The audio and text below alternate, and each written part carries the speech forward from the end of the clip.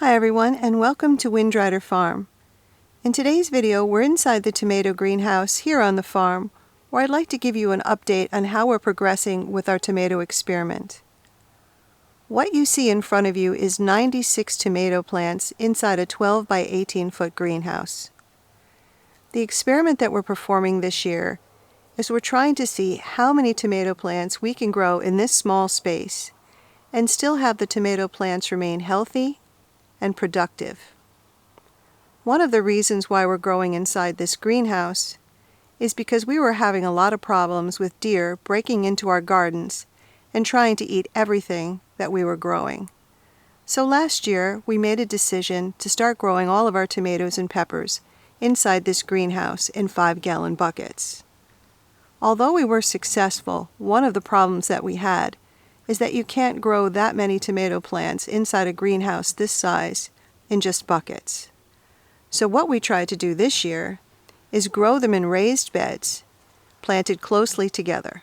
These tomato plants have been planted anywhere between 5 to 6 inches apart or 12 inches apart, which is extremely close for tomato plants. One of the other things that we're doing is we're trying to see if we can grow these tomato plants in a combination of pine shavings and compost. So these raised beds that you see in front of you were filled first halfway with bagged pine shavings. On top of the pine shavings, I placed alfalfa pellets. The reason for adding the alfalfa pellets is that I knew as the pine shavings start to break down, they'll start to rob available nitrogen. So what I decided was to offset that by adding alfalfa pellets. On top of the alfalfa pellets, I then added homemade compost. So a lot of people asked me after I posted the first video why I chose to fill these raised beds halfway with pine shavings. And the answer is that that decision was born of necessity. Even before I built these raised beds, I knew that I wasn't going to have enough compost to fill all of these beds to the top.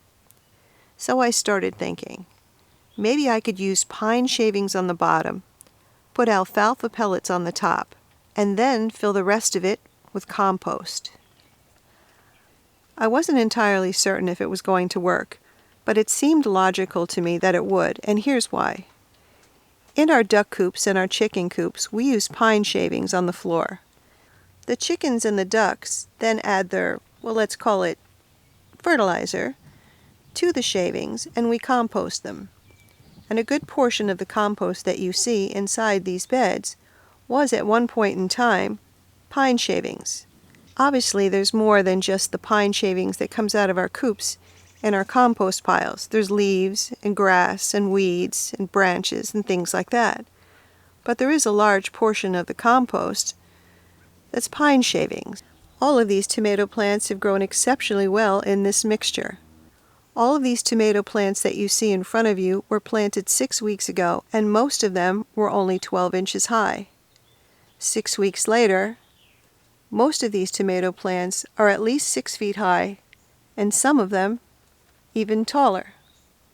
So the next question that we needed to have answered as part of our experiment was how adversely affected would all of these tomato plants be by planting them so close together. One of the problems that arises when you plant tomato plants so close together in a wet and humid environment is you sometimes get something called blight. So one of the ways that I've offset that is by removing most of the lower leaves. This allows a lot of airflow in between these plants. Also, when I water these tomato plants, there's no chance of pathogens being splashed up from the ground onto the lower leaves.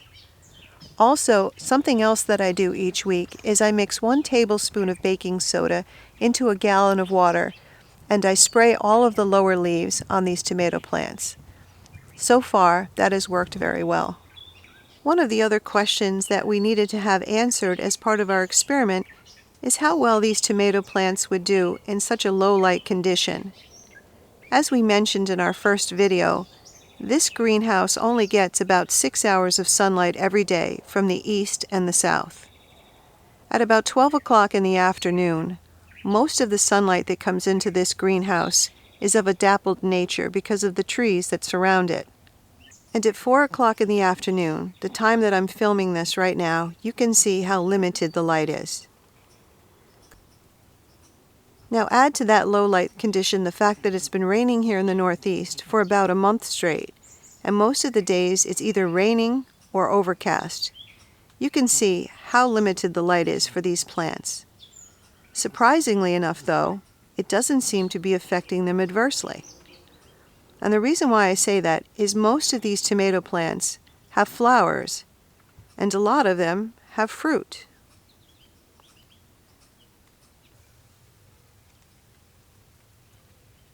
And we don't only have a lot of flowers and fruit forming, but the fruit is also ripening.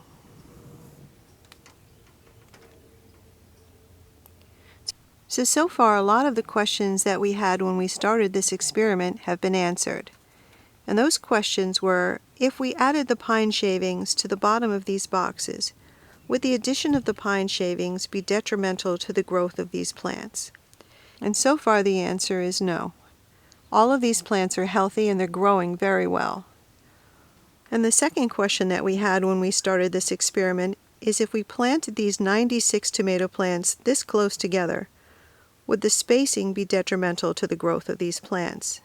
And so far the answer to that is also no. And the other question that we needed to have answered in this experiment was, would the low light conditions adversely affect the growth of these plants? And so far the answer to that is also no. A couple of the questions that we still have unanswered that won't be answered till the end of this experiment is, will these tomato plants still remain healthy till the very end of this experiment?